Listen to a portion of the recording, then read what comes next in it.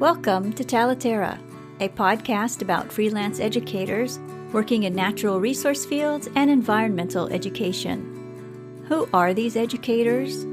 What do they do? Join me, and let's find out together. This is your host, Tanya Marion.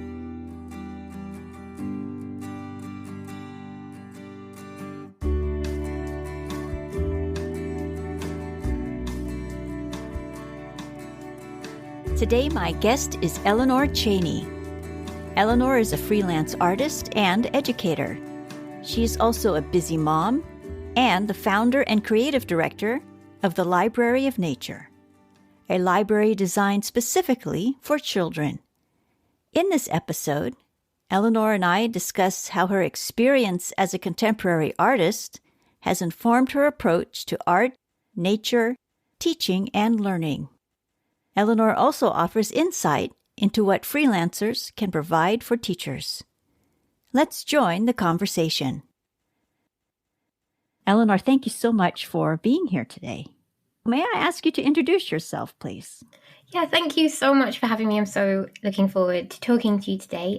My name is Eleanor Chaney. I'm an artist and illustrator who's inspired by the natural world. I also work with people. I've worked with children and also adults of all ages, running creative arts activities inspired by nature since 2008. And I'm based in just on the edge of the Lake District in the UK. You started your freelance career in 2008. What did you do before?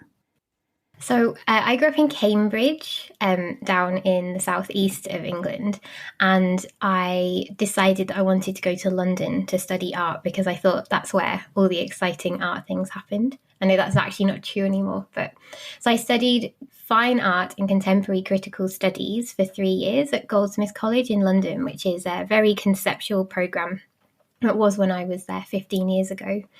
And during that time, I tried all sorts of different art forms, but I can see some really common themes that are in my work now that were present then. So, for example, I was really interested in the idea of the collection. I was really interested in the idea of our relationship with history, and I was really interested in how we engage with nature. So I actually graduated making these films. I found out about an old telegraph called the semaphore, which was the first way that messages travelled from the coast of the country to the Admiralty in London in the 18th century. And I went to all these locations where this semaphore would have existed. They were visual telegraphs, so they were built on big hills, and people would send messages by looking through a telescope and seeing someone else send a message. So I ended up spending most of my third year just travelling around the UK looking at views, which was really lovely. And then I went on to move to Cumbria. I didn't want to stay in London anymore. And it felt like a place where there was a lot of discussion about relationship to landscape and what landscape was and what landscape could be. And it's really beautiful. So I ended up moving up then. And how did you start your freelance career? What was the first thing that you did? Well, I was really frustrated with art at that point. I was struggling to see how art could be useful to people. And so it sounds like a terrible thing to say, but that's what it felt like. You know, I knew then that art shouldn't just, for me, exist within this elitist world within London. I wanted it to be something where I felt like I was having a positive impact on other people's lives. And so I was volunteering at a community centre that has a big garden near me, and they asked me if I wanted to do a workshop. So I sort of jumped at it, not fully knowing if I was qualified to do that, but I felt like I knew I was enthusiastic and I loved art. And I had had a little bit of experience when I was at university. I'd gone through a training program at the Tate Modern for peer-led art opportunities. So I think it was like 15 to 21-year-olds training to deliver art experiences to 15 to 21-year-olds. So I had some experience of devising a workshop, but yeah, I just got given this great opportunity. I think it was all about reflections in nature, we did this day of drawing, looking in the pond, and then like I bought these little mirrors, and everybody sort of held them at different angles and drew what they could see. So looking back, it's very similar to what I do today, really. Was that your first experience with using nature in artwork? You know, what's really interesting is how, obviously this is my own journey, so it won't be the same for lots of people, but the process of my art education, it felt like it really detached me from nature and an engagement with the natural world, which was so present. Like when you're a teenager, you're doing like in the UK, you're doing your GCSEs or your A levels, you're encouraged to go and do first-hand observations of the natural world. You know, I did this thing about like big projects on shells. I did big projects on birds. And then I just felt at around 2008, there were some, 2005, 2008, I was at university the first time. And there were some people who were engaging with the idea of climate change, of our impact on the natural world, but very few on my course. I wouldn't say that that was my major concern either at that point. And so it feels like things have really shifted now, that so much art is around that topic because it's so important to our life now and our future. But it was just that moment where it was like we knew about it, but people weren't actively feeling there was a pressure to use the communication art form that is art to do something or to spread a message. So I think when I graduated and I moved to this place, which was so abundant in its natural beauty, like just limitless inspiration, even the small town that I live in, which is 20 miles away from the Lake District National Park, is just such a wonderful place to live. You can see like the fells at the edge of my road and stuff. And so it more just reopened a part of me that I had pushed down because I had been repeatedly given the message that art about the natural world was in some form old-fashioned or like not contemporary enough. The message that comes through consistently on your website is that you are curious about the natural world and curious about people's relationships with it. Another thing that comes through across your site is your admiration and respect for natural history books. What is it about these books that calls out to you? Oh, I was thinking about that. I think about that all the time because my art journey has been long and winding. I've done everything from gardening projects to working for puppet theatres to working on parades and carnivals. I've done so many different things, but collecting books has always been this kind of background thread for me. And I think probably it starts with my grandparents because my granddad had been a postman and he left school very, very young. But a spare room in their house he made into his own little library. It was like floor to ceiling, wall-to-wall books. And I also have loads of memories.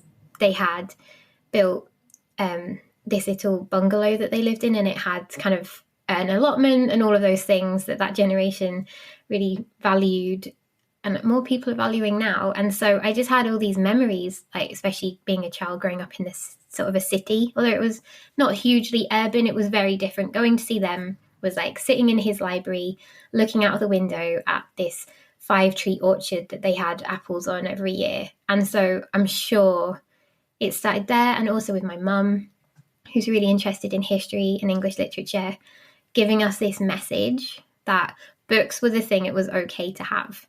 Like, you were always allowed more books, and obviously not everybody gets that privilege. So probably they sowed the foundations for that. And then things like being at school and the library being a place where you were free to just explore and learn and read.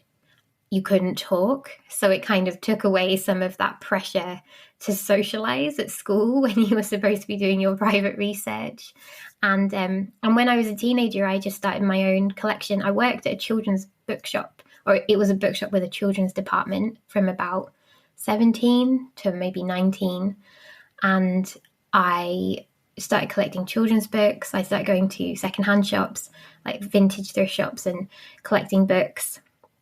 And it just became this real influence for my art. And when I look back at the work I made pre-university, it was all inspired by books. It was inspired by historical book design.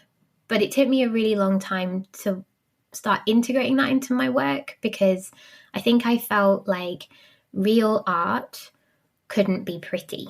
Like, real art couldn't be vintage, it couldn't be beautiful, because under that idea, like, contemporary art had to be cutting edge and contemporary. So it's just like a lot of process to getting comfortable with that. But what happened was I carried on collecting books, and I should say not very expensive ones. They're always ones. I have, in the last 2 years, branched into eBay, and that has been an exciting discovery, but mostly it was just things that I found. And then when my work changed dramatically, when I became a parent and I couldn't travel so much, I couldn't go and do all these really interesting projects with people, my life became very much about the day-to-day. I think I started looking at these books as little portals that I could escape and just have like a little holiday looking at illustrations of animals or learning something new. But with that has come an understanding, more of an understanding of the problems of the time in which those books were produced. There are times when I've opened them and they've had things that have really shocked me, attitudes to people, attitudes to the natural world. And then so I began to have this idea that was something worth exploring, because they're seen as almost just very pretty, completely innate objects. But vintage books, actually antiquarian books, they give us so much insight into people's beliefs and attitudes at the time. So I think kind of lots of combinations of things that I'm interested in. Is there a particular type of book that you collect? Moth books and butterfly books, so Lepidoptera books, I collect with enthusiasm, and books about sea creatures. Like the one that I most recently bought was one on insect architecture. I think it's from about 1890, and it's all about different ways that insects build homes, which I just love the idea of. I love the name as well, the title. But I think there's also traces of their previous owners, which I really like. So if I find a book and it's got pressed flowers or it's got a record card, some people have written all these little notes, or you find their kind of their process of learning they've hidden in the book. You are an illustrator, an artist, and you create wonderfully inspiring, intriguing paper sculptures, paper cut art. Gosh, I don't even know. You call it paper cuts. I don't. Is there a specific name for the paper cut type of art that you do of Lepidoptera, of the moths and the butterflies and all that? Because it is so intricate. It is so detailed, and it makes you. Every piece I've looked at on your website makes you stop and study and pay attention. That's so good to hear. That's what I want the work to do. So yeah, I used to call it paper cutting, which is an ancient Chinese art form, but was also like very important in Jewish culture, and is very important like in many traditions in Eastern Europe and Mexico. They have papel picado. I'm so sorry if I've pronounced that wrong. and so yeah, I just found this art form because I wanted to make screen prints. So I was cutting up newspaper to make templates, and then I liked the templates so much I just couldn't bear to screen print over them. And also I was working for a puppet company at the time, which I still feel is like, what an amazing like luck-filled life have I had that I get to say I worked for a puppet company at some point as a freelancer. And they were making a beautiful shadow puppet show. I started making shadow puppets. I went through a phase where I wanted to be a puppeteer and do like little mini street shows. And then I realized I'm just not a very good performer. And it was probably best. I was a very nervous performer. So I realized it was more about the objects themselves. And I started paper cutting, which is when you take a scissors, I use a surgical scalpel, and you extract what you don't want left, and then you get, this final piece of paper artwork. It's very popular now, but when I started doing it 12 years ago, there were some really recognized people, but it just wasn't as popular an art form then. And I spent a lot of time trying to explain to people at art fairs what it actually was. But it's now I just call it paper arts, because I started wanting to incorporate three-dimensional elements. I'm really inspired by scientific models, and a lot of them were papier-mâché.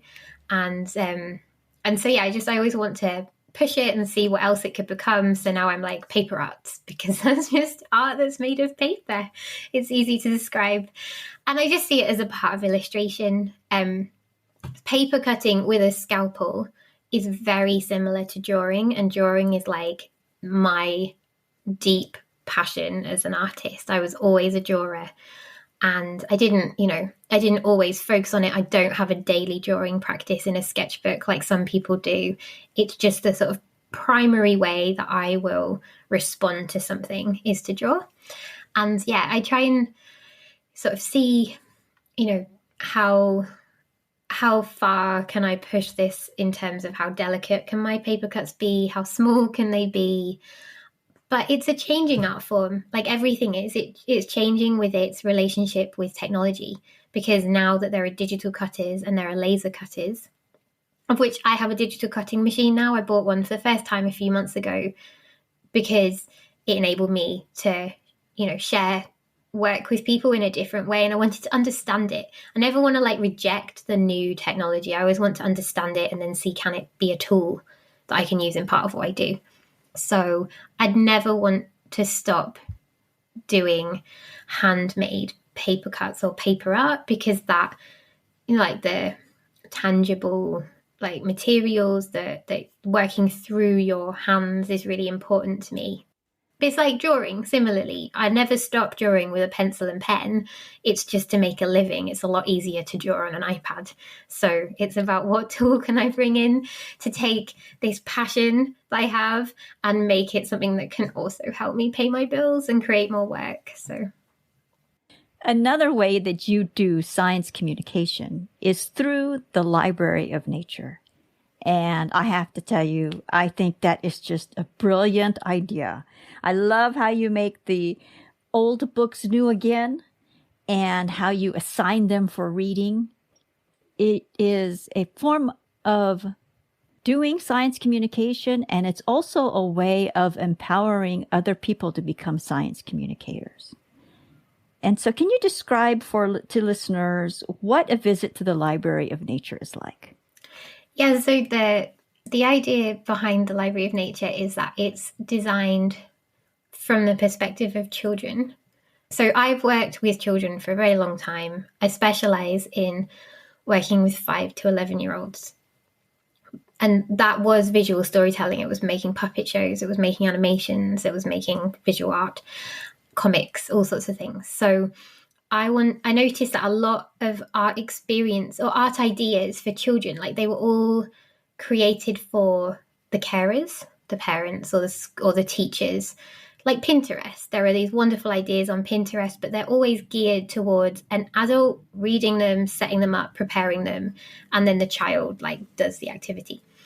And I wanted to do something where when you enter the Library of Nature as a child, it has that feeling of, my daughter, who's 7, has all these books that are, these large format, beautifully illustrated books with maybe foiled elements or pockets that she can explore, or little miniature books inside them. And each experience of that book is a journey for her. And she absolutely adores these books. And I just felt like there wasn't anything specifically that I could find which took them on that similar journey. So it's you land on the website, there's an introductory letter. It has changed. It's definitely changed a bit. Initially, I created this character, Isabel Reader, and she was a Victorian naturalist and illustrator. It was her collection of books, and I was just the librarian.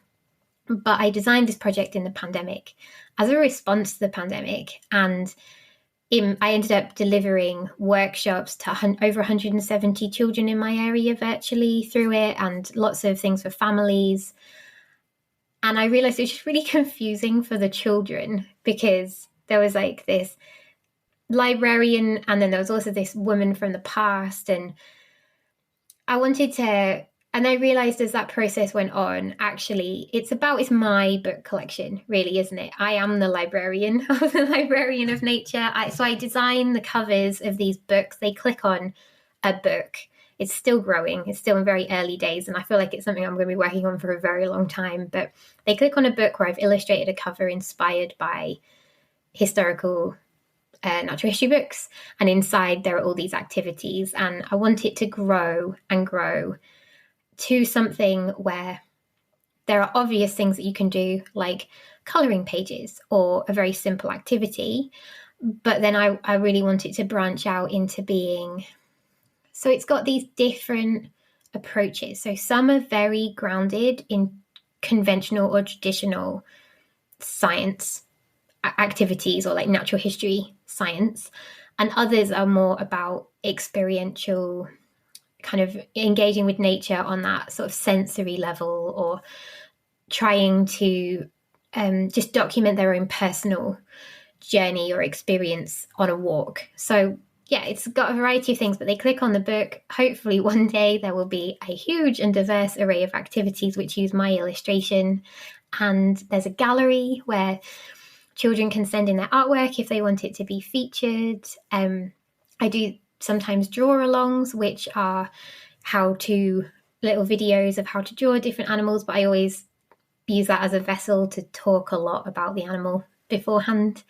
And eventually there will also be a book or a chapter of that website which is all about unrecognized or unseen figures in natural history as well, and also looking at like wider and more challenging issues around what is nature, what do we do to nature. I always mention environmental aspects, so a video about a frog, it's going to talk about loss of habitat, or but I want it to be more a philosophical kind of area where we bring in these bigger questions for them about who are we as humans, and like what impact do we have on the natural world? What place are we in the natural world? Because we're nature too. Asking those things that teachers often don't get the space to ask. You are working on the Library of Nature with a team. You mentioned that this was something you started during the pandemic, and it sounds like you've hit the ground running. And I've read that you have a funding partnership with Arts Council England to help kick this project off. How did you compose of this idea, pitch the idea, and launch it in such a short time frame, and be able to have partnerships with all these other teachers in such a short period of time? So at the beginning of March 2020, I lost almost every piece of work I had lined up for the next 6 months in about a week. It was just, I'm sure so many people went through like ping, ping, ping, ping, ping, emails postponing things. And it was obviously very worrying. And then at exactly the same time, my daughter had to be homeschooled, which was a new experience. I have huge respect for homeschooling or home educators. I think is a very different thing. Homeschooling was like you deliver the national curriculum to your child, whereas I think home education is very different. And I just felt various things came together. One was thinking about privilege and access to outdoor spaces. The people who, I don't want to make any comparisons. It's been uniquely challenging for everybody, but I had to work and I didn't have the time for us to go out all day, every day. I know that some people didn't have internet access, and suddenly that's it. If a parent only has the internet on their phone, that means that those children were having to take it in turns, or the school were having to organise laptops so that the children could actually participate in their learning. And all of these things were making me think. People were regularly talking about a new appreciation of the nature on their doorstep and how they hadn't valued it until this point. And it was a place to escape when we were all in kind of hard lockdown and shelter at home. And I just wanted to make something that could be used by almost anybody. I mean, I can't promise that it is usable by everybody, but it was like, it needs to be free. It needs to have activities that the totally, the hassled single mum who's trying to do her 40-hour-a-week office job from home and teach her 3 children can be like, oh, I'll just print this off and give it to you. But also that it could be used by teachers who were still teaching key worker children. It could be used for teachers to print out and send home to children whose parents don't have, or carers don't have, access to a printer. So it was like a lot of thought went into all of that. And I think it was like a little bit of a place. I wanted to make something that it was an escape for me, and I wanted it to be escape for other people. Like real life was quite challenging, and I wanted to create this really fun space full of inspiring illustrations that were the best I could do, and activities. And I don't feel I accomplished that to where I wanted it to be at all. I tried my hardest. I wrote a grant application to the Arts Council in England. It was the first one I'd ever done to deliver participatory work to people. I've obviously done that for so many years, and I just didn't have the confidence. I didn't think I would ever get it because I wasn't part of a charity or like a wider organisation.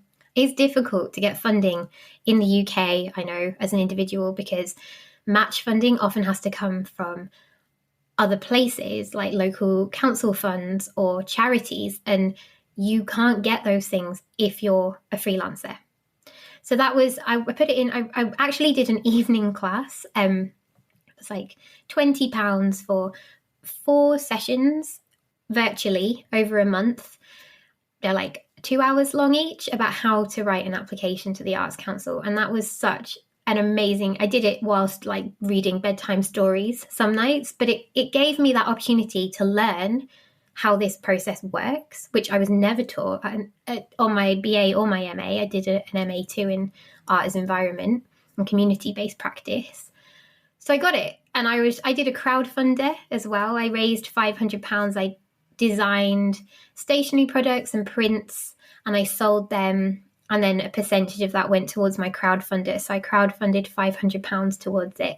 And I got this small grant, which has now ended, which enabled me to get support with marketing and project management just by another freelancer. And I also got in-kind support with the technical side of it from somebody. So it was a very small team. And right now that team is me again. But I feel like so often when you work in arts education or like environmental arts education, which is what I worked in for many years, projects are very short-lived. They have like a 4 to 6 month period because it's all about funding. And this is not a criticism at all, but people who are on a regular wage job in those fields often get stuck in this like cycle of fundraising, delivery. And I wanted to make something that would be more than just a unloved website a year down the line.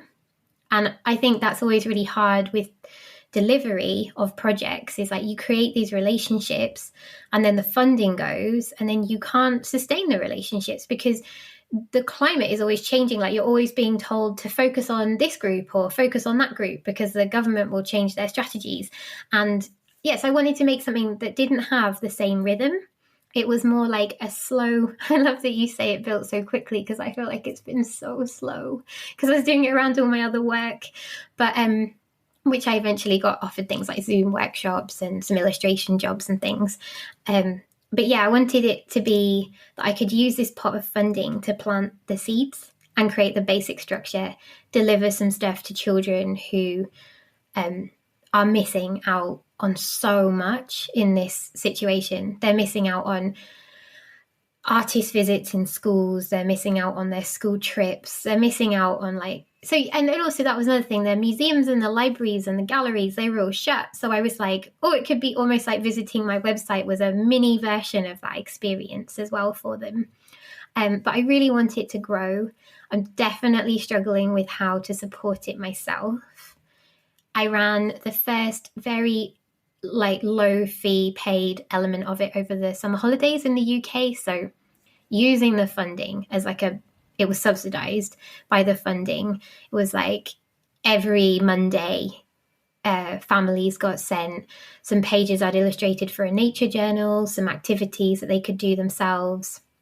And I just have to work out really how to keep it going and how to reach as many people as possible. The one thing I'm optimistic about is, firstly, as an artist, it takes a very long time to make artwork. And then often it's what do I do with it now? Unless especially with illustration, because if you don't want to sell original illustrations, throughout the pandemic, I was drawing on my iPad because it was the easiest way to make art around my child. And it's the kind of workflow of that is something I feel very comfortable and confident in. So I wasn't faffing around trying to try a new material, which really wasn't the time in my life for that. So it gives me something. It's I draw an insect. I learn about that insect. I look very, very closely at that insect whilst I'm drawing it. And then it can become a workshop or it can become an activity. So it feels like there's that sort of, I've created a structure where I get to feed my own curiosity. I get to explore my own creativity. And then I actually get to build something from that for other people to enjoy, which is really important. But I am hopeful that one thing that's happened in the time that I've worked in formal education, particularly, but also in the community education, is funding cuts have just made it harder and harder to work with people. I have seen my day rate fall. I've been offered some schools have had to ask each parent to donate £1 or £2 so that I can come in and work with their children. And I just think that because the arts aren't a priority anymore, and therefore, as much as teachers try, and I have huge admiration for teachers, they're just not the space in the curriculum for them to go and do a nature journal every week or to create a puppet show inspired by the changing seasons. It's just really hard for them to be allowed that and to get the support they need in those projects, which have, that's what freelancers can offer formal education, is we go home and we do that prep work that the teachers are so squeezed around. But if this works by delivering a 1 hour webinar type workshop, I can reach hundreds of schools all at the same time, and they won't have that same level of engagement. I won't be able to talk to them one-to-one, face-to-face, which I would love to do again. But I'm also thinking, it used to take me 2 hours to travel somewhere sometimes to work with a class for half a day or work with a community centre for half a day. And I always struggled in environmental education about the amount of petrol that people were having to use because they were I'm working here in the morning and then I've got to travel 50 miles and work there in the afternoon. And so maybe there's a way of using everything that we've learned from the last 18 months to question some of those things and be well, okay, but is it the best use of my time, energy, and potentially funding for me to do all this traveling? Or is it better that I deliver to lots of people at the same time? And then, if we're able to do a more kind of in-person event or a more kind of bespoke event, we can build on that. Going back to a comment that you just made about wanting a website, a resource whose life was longer than a year, I think you have found that and established that with the Library of Nature. There is no question. And I encourage listeners to go visit the Library of Nature. You can see what it's already accomplished and what it's on the verge of doing. It's just wonderful. You've done so much. You've You have touched so many lives. You've inspired so much with your artwork, your illustrations, your paper sculptures, your paper cut work, which is just fantastic. When you look over your shoulder at the trail you've left behind so far, what do you see? That's so kind of you to say. I wish I could see it like that at all. I'm just like, that project could have been so much more. But no, I think there's a process that I had to go through. And I'm going to relate it slightly to gender here, in that I did not feel able to put myself in the role of my idea, a project that I would like to lead for such a long time. And that might be about my personality. But I also feel that I was just, I was telling myself all these stories about, I don't enjoy managing people. I'm baffled by the idea of enjoying managing people. I'm sure other people do, but I like working with people. And I feel that took a long time for me to say, okay, I'm going to put in this funding bid for my idea. But what I would love eventually, and who knows if this is possible, is for it to become something where I can employ other people, other creative practitioners, other educators, like environmental educators, or people who are freelancers who are struggling to take that responsibility on themselves, or they have children and they're trying to work flexibly, or they have caring roles. It kind of feels like if I keep going, one day I might get to that point where I can create roles for the person that I was 7 years ago, when I just had a baby and I did not know how I was going to carry on working. I was constantly having to apologize that I had a child. I was constantly worried about school starts at this time, and then how am I going to get here by this time? So I don't know. I feel like it's just now that things are coming together in terms of my own practice, in terms of, I don't know if that is my practice, but the artwork I make. For a while, I didn't make my own art. I just worked with people. I wanted to help them make art. For a while, I just wanted to make my own art, and I stopped working with people. And sometimes you have to explore those different parts of who you are, and then something new grows out of it all. But yeah, I feel like it's coming together. There are still big questions for me, like how do we use historic material as inspiration in a way that we're taking full responsibility for the values that may be inherent within that visual idea. So design is very powerful. The Library of Nature is all inspired by Victorian natural history books. What do the designs of those books communicate to people? What values do they communicate? And I think that's what it really comes down to for me. It's like this constant journey of, well, this is part of me. I spent my childhood loving being in libraries, loving visiting natural history museums. And I also love going on walks. I love being in nature around me. What's next for you? What is next for me? To work on the Library of Nature, to start. The first plan is just a program of these 1 hour webinars, which schools can sign up to and participate in, ask questions and things like that. And then to look at is it viable to run online events for families? What will happen when I'm not doing in-person, face-to-face workshops? A lot of people are. It's a choice that I've decided not to do right now, and I'm very lucky to have that choice. So how will this come together? I have in my head a vision of making paper sculptures of animals and butterflies and shells, and the Library of Nature becoming a sort of face-to-face experience. So tying in all that time I spent in puppet theatres, and all the time I spent making animations, and all the time I spent illustrating, into some sort of fun experience. And I also thought children don't often get to look closely in their school environment, like obviously not when they're visiting a museum or whatever, at how big certain things are, how small they are, what they look like in detail. And it would just be a fun way making them in paper where nothing had to die, but they get to look really, really closely and they get to handle things. So I don't know, maybe that. And then also I just want to bring the elements that I love about the Library of Nature to grown-ups.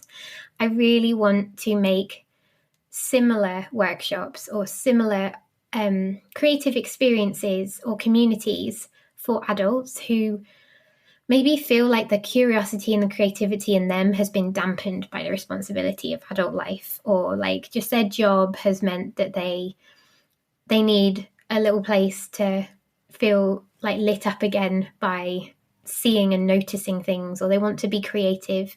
So I've started experimenting with doing little quizzes on my Instagram, and, you know, I'm making a free 5-day mini kind of workshop experience via my newsletter that will be released the 27th of October. It starts, and that's going to be, you know, easy ways that you can record, observe, be creative in response to nature.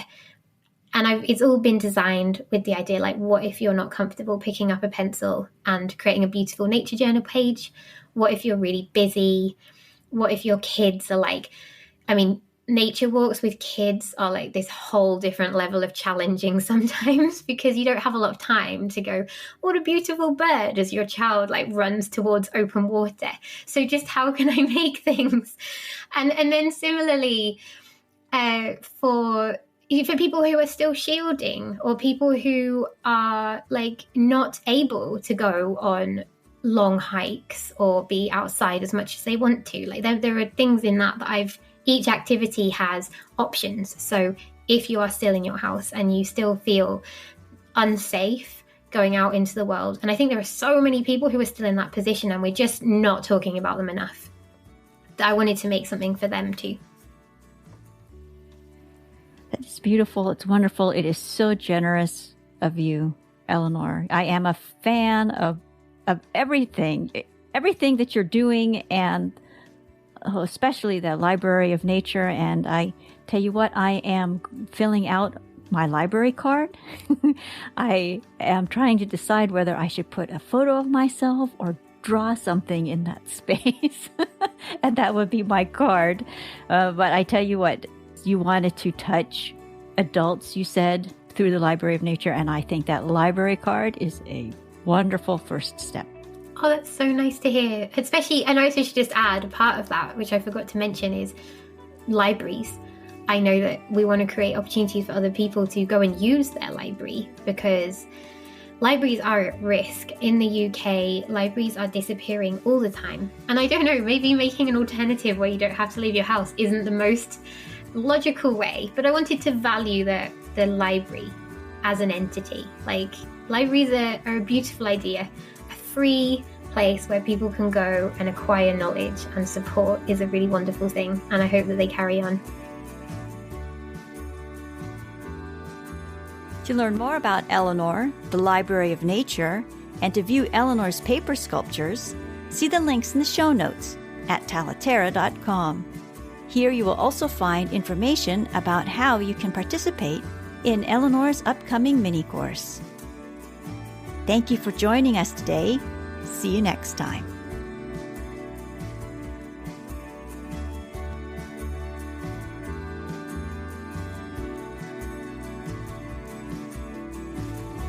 Talaterra is a podcast for and about independent educators working in natural resource fields and environmental education. If you enjoyed this episode, please share it with friends and colleagues. Thank you so much for joining us today. This is Tanya Marion.